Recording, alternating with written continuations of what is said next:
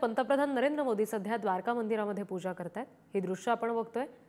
कैसे चरण रहे होंगे जिसमें पूरा का पूरा एक मानव सभ्यता का पूरा इतिहास का एक कालखंड घर बसल्या हे दर्शन तुम्हाला घेता येते। सध्या देशाचे पंतप्रधान नरेंद्र मोदी या मंदिर परिसरामध्ये आहेत। मानी जाती थी जब अस्तित्व पर सवाल अच्छा यहाँ पर ये भी मान्यता मानी गई है बेट द्वारका की अगर हम पंतप्रधान नरेंद्र मोदी हे सध्या द्वारका मंदिरामध्ये आहेत आणि तिथे ते दर्शन घेत आहेत।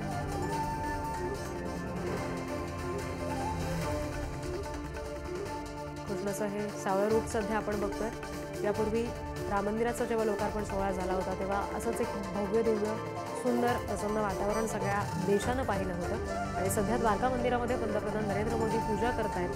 त्यांच्या हस्ते ही पूजा होत असतानाची दृश्य सध्या आपण स्क्रीनवर पाहतो।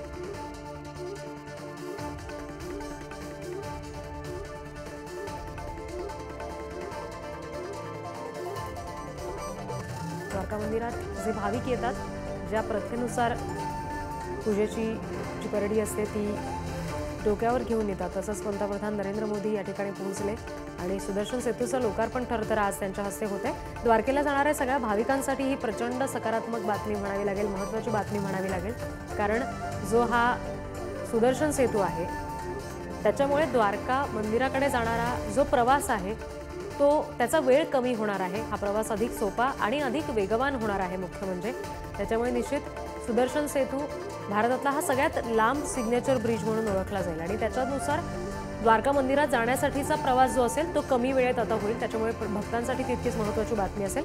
आपण या सगळ्या संदर्भात अधिक तपशील घेऊयात। प्रतिनिधी दीपक आहेर सध्या आपल्याशी जोडले गेलेत।